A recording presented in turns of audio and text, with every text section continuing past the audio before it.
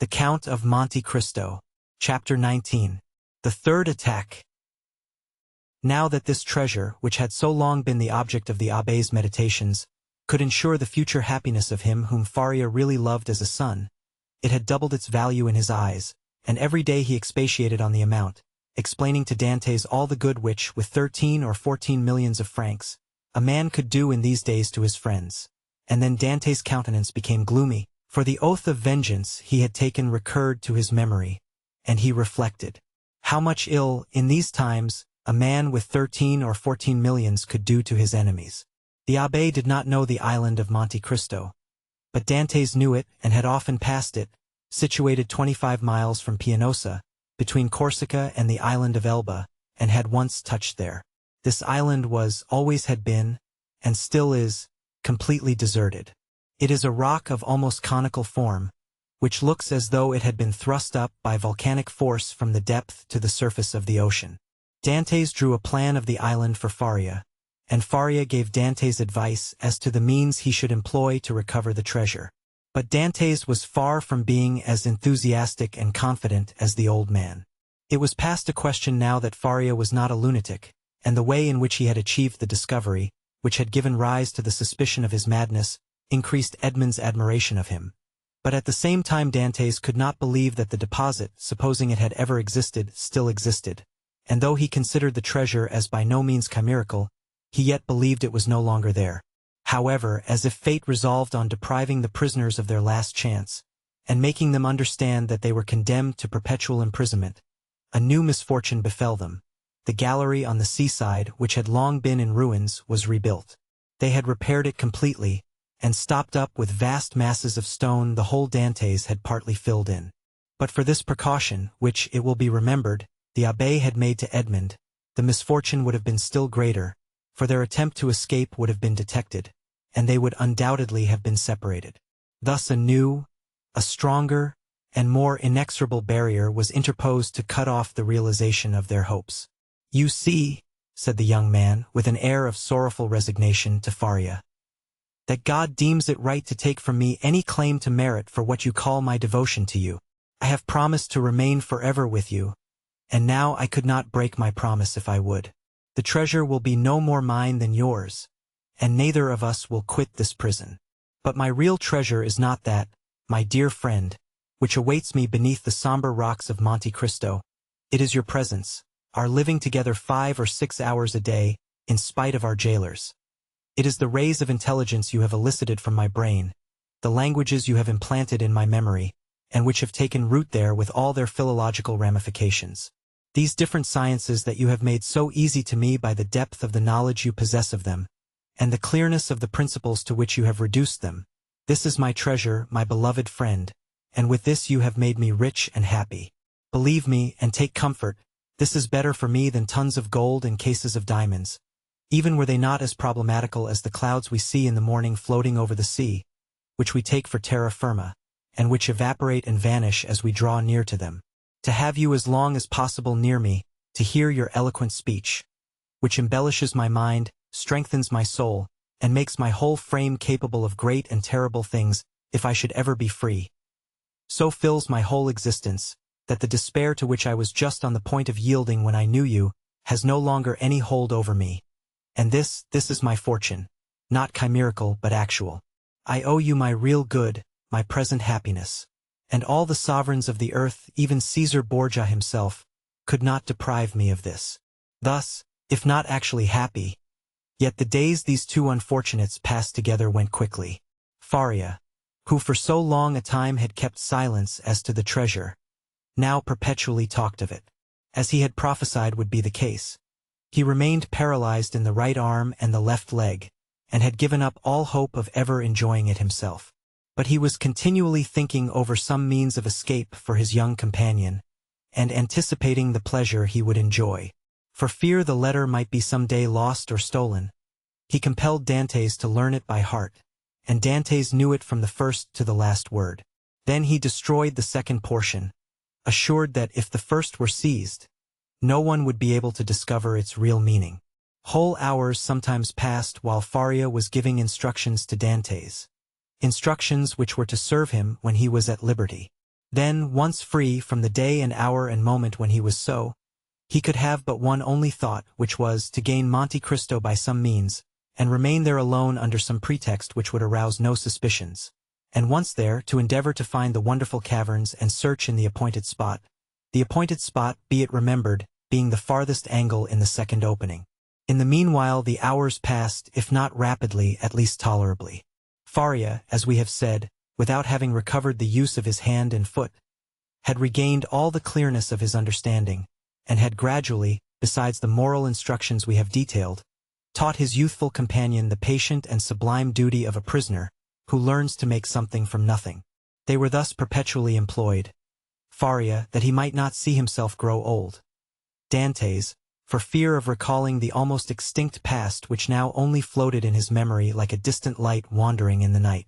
So life went on for them as it does for those who are not victims of misfortune, and whose activities glide along mechanically and tranquilly beneath the eye of Providence. But beneath this superficial calm there were in the heart of the young man, and perhaps in that of the old man, many repressed desires, many stifled sighs, which found vent when Faria was left alone, and when Edmund returned to his cell. One night Edmund awoke suddenly, believing that he heard someone calling him. He opened his eyes upon utter darkness. His name, or rather a plaintive voice which essayed to pronounce his name, reached him. He sat up in bed, and a cold sweat broke out upon his brow. Undoubtedly the call came from Faria's dungeon. "Alas," murmured Edmund. "Can it be?" He moved his bed, drew up the stone, rushed into the passage, and reached the opposite extremity. The secret entrance was open. By the light of the wretched and wavering lamp, of which we have spoken, Dantes saw the old man, pale, but yet erect, clinging to the bedstead. His features were writhing with those horrible symptoms which he already knew, and which had so seriously alarmed him when he saw them for the first time.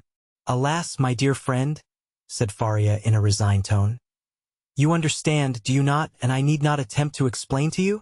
Edmund uttered a cry of agony, and quite out of his senses, rushed towards the door, exclaiming, "Help! Help!" Faria had just sufficient strength to restrain him. "Silence," he said, "or you are lost. We must now only think of you, my dear friend, and so act as to render your captivity supportable or your flight possible. It would require years to do again what I have done here, and the results would be instantly destroyed if our jailers knew we had communicated with each other. Besides, be assured, my dear Edmund, the dungeon I am about to leave will not long remain empty. Some other unfortunate being will soon take my place, and to him you will appear like an angel of salvation. Perhaps he will be young, strong, and enduring like yourself, and will aid you in your escape, while I have been but a hindrance. You will no longer have half a dead body tied to you as a drag to all your movements. At length Providence has done something for you. He restores to you more than he takes away, and it was time I should die." Edmund could only clasp his hands and exclaim, "Oh, my friend, speak not thus!" And then resuming all his presence of mind, which had for a moment staggered under this blow, and his strength, which had failed at the words of the old man, he said, "Oh, I have saved you once, and I will save you a second time." And raising the foot of the bed, he drew out the phial, still a third filled with the red liquor. "See," he exclaimed, "there remains still some of the magic draught. Quick, quick, tell me what I must do this time. Are there any fresh instructions? Speak, my friend. I listen." "There is not a hope," replied Faria, shaking his head. "But no matter. God wills it that man whom he has created, and in whose heart he has so profoundly rooted the love of life, should do all in his power to preserve that existence, which, however painful it may be, is yet always so dear." "Oh, yes, yes," exclaimed Dantes. "And I tell you that I will save you yet." "Well, then, try." "The cold gains upon me. I feel the blood flowing towards my brain. These horrible chills, which make my teeth chatter and seem to dislocate my bones, begin to pervade my whole frame. In 5 minutes the malady will reach its height, and in a quarter of an hour there will be nothing left of me but a corpse." "Oh!" exclaimed Dantes, his heart wrung with anguish. "Do as you did before, only do not wait so long. All the springs of life are now exhausted in me, and death," he continued, looking at his paralyzed arm and leg. "Has but half its work to do. If, after having made me swallow 12 drops instead of 10, you see that I do not recover, then pour the rest down my throat. Now lift me on my bed, for I can no longer support myself." Edmund took the old man in his arms and laid him on the bed. "And now, my dear friend," said Faria, "sole consolation of my wretched existence, you whom heaven gave me somewhat late, but still gave me, a priceless gift, and for which I am most grateful. At the moment of separating from you forever, I wish you all the happiness and all the prosperity you so well deserve. My son, I bless thee." The young man cast himself on his knees, leaning his head against the old man's bed. "Listen now to what I say in this my dying moment. The treasure of the Spadas exists. God grants me the boon of vision unrestricted by time or space. I see it in the depths of the inner cavern. My eyes pierce the inmost recesses of the earth, and are dazzled at the sight of so much riches. If you do escape, remember that the poor abbé whom all the world called mad was not so. Hasten to Monte Cristo. Avail yourself of the fortune, for you have indeed suffered long enough." A violent convulsion attacked the old man. Dantes raised his head and saw Faria's eyes injected with blood. It seemed as if a flow of blood had ascended from the chest to the head. "Adieu, adieu," murmured the old man, clasping Edmund's hand convulsively. "Adieu." "Oh, no, no, not yet," he cried. "Do not forsake me. Oh, succor him. Help, help, help." "Hush, hush," murmured the dying man. "That they may not separate us if you save me. You are right. Oh, yes, yes. Be assured I shall save you. Besides, although you suffer much, you do not seem to be in such agony as you were before. Do not mistake. I suffer less because there is in me less strength to endure. At your age we have faith in life. It is the privilege of youth to believe and hope, but old men see death more clearly. Oh, 'tis here, 'tis here, 'tis over. My sight is gone. My senses fail. Your hand, Dantes. Adieu, adieu." And raising himself by a final effort, in which he summoned all his faculties, he said, "Monte Cristo, forget not Monte Cristo," and he fell back on the bed. The crisis was terrible, and a rigid form with twisted limbs, swollen eyelids, and lips flecked with bloody foam, lay on the bed of torture, in place of the intellectual being who so lately rested there. Dantes took the lamp, placed it on a projecting stone above the bed, whence its tremulous light fell with strange and fantastic ray on the distorted countenance and motionless, stiffened body. With steady gaze, he awaited confidently the moment for administering the restorative. When he believed that the right moment had arrived, he took the knife, pried open the teeth, which offered less resistance than before, counted one after the other 12 drops, and watched. The phial contained, perhaps, twice as much more. He waited 10 minutes, a quarter of an hour, half an hour. No change took place. Trembling, his hair erect, his brow bathed with perspiration, he counted the seconds by the beating of his heart. Then he thought it was time to make the last trial, and he put the phial to the purple lips of Faria, and without having occasion to force open his jaws, which had remained extended, he poured the whole of the liquid down his throat. The draught produced a galvanic effect. A violent trembling pervaded the old man's limbs. His eyes opened until it was fearful to gaze upon them.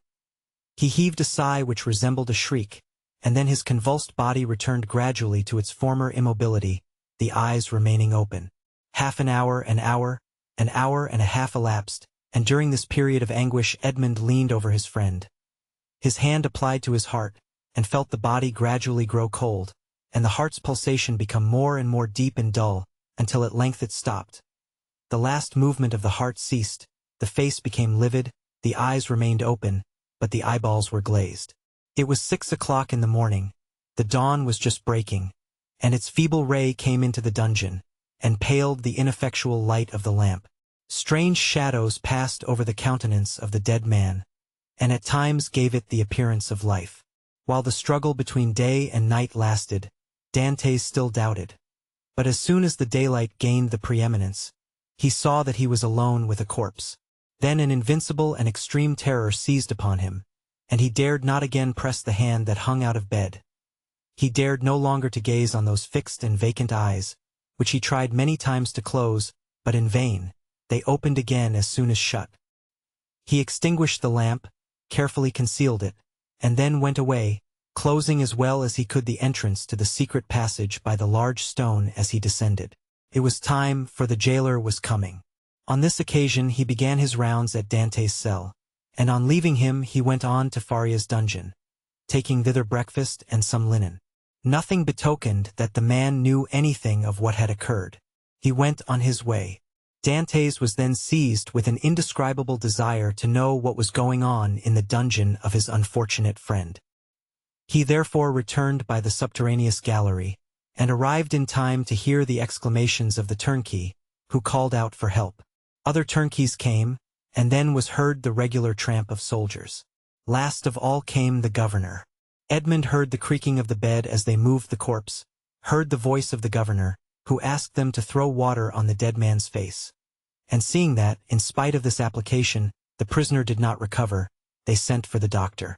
The governor then went out, and words of pity fell on Dante's listening ears, mingled with brutal laughter. "Well, well," said one, "the madman has gone to look after his treasure. Good journey to him. With all his millions, he will not have enough to pay for his shroud," said another. "Oh," added a third voice, "the shrouds of the Chateau d'If are not dear." "Perhaps," said one of the previous speakers, "as he was a churchman, they may go to some expense in his behalf. They may give him the honors of the sack." Edmund did not lose a word, but comprehended very little of what was said. The voices soon ceased, and it seemed to him as if everyone had left the cell. Still he dared not to enter, as they might have left some turnkey to watch the dead. He remained, therefore, mute and motionless, hardly venturing to breathe. At the end of an hour, he heard a faint noise, which increased. It was the governor who returned, followed by the doctor and other attendants. There was a moment's silence. It was evident that the doctor was examining the dead body. The inquiries soon commenced. The doctor analyzed the symptoms of the malady to which the prisoner had succumbed, and declared that he was dead. Questions and answers followed in a nonchalant manner that made Dantes indignant, for he felt that all the world should have for the poor abbé a love and respect equal to his own. "I am very sorry for what you tell me," said the governor, replying to the assurance of the doctor, "that the old man is really dead, for he was a quiet, inoffensive prisoner, happy in his folly and required no watching." "Ah," added the turnkey, "there was no occasion for watching him. He would have stayed here 50 years, I'll answer for it, without any attempt to escape." "Still," said the governor, "I believe it will be requisite, notwithstanding your certainty, and not that I doubt your science, but in discharge of my official duty, that we should be perfectly assured that the prisoner is dead." There was a moment of complete silence, during which Dantes, still listening, knew that the doctor was examining the corpse a second time. "You may make your mind easy," said the doctor. "He is dead. I will answer for that."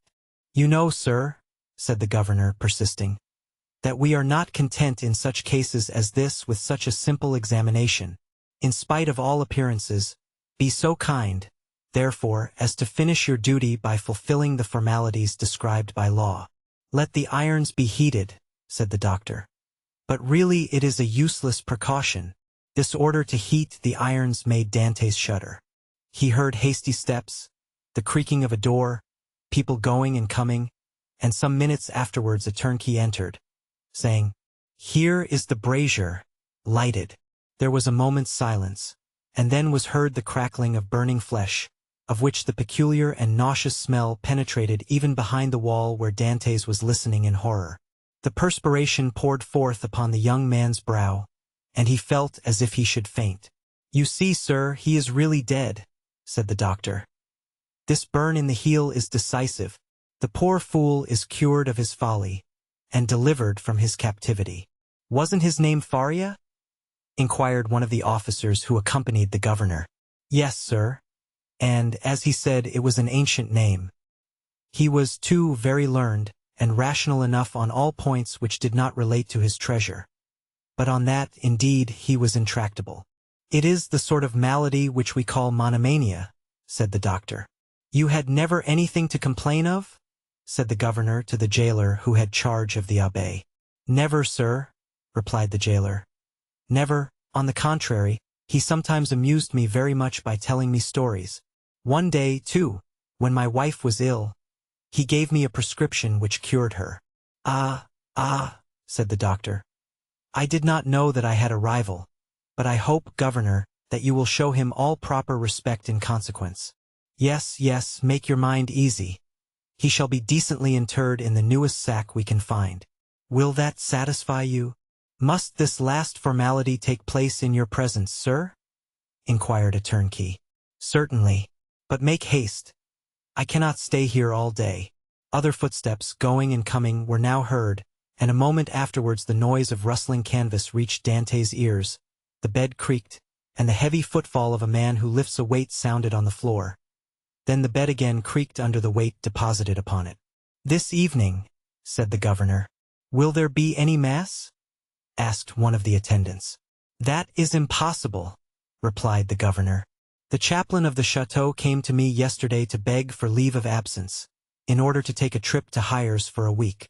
I told him I would attend to the prisoners in his absence. If the poor abbé had not been in such a hurry, he might have had his requiem." "Pooh," said the doctor, with the impiety usual in persons of his profession. "He is a churchman. God will respect his profession, and not give the devil the wicked delight of sending him a priest." A shout of laughter followed this brutal jest. Meanwhile, the operation of putting the body in the sack was going on. "This evening," said the governor, when the task was ended. "At what hour?" inquired a turnkey. "Why, about 10 or 11 o'clock. Shall we watch by the corpse? Of what use would it be? Shut the dungeon as if he were alive. That is all." Then the steps retreated, and the voices died away in the distance. The noise of the door, with its creaking hinges and bolts, ceased, and a silence more somber than that of solitude ensued. The silence of death, which was all-pervasive, and struck its icy chill to the very soul of Dante's. Then he raised the flagstone cautiously with his head, and looked carefully around the chamber. It was empty, and Dantes emerged from the tunnel.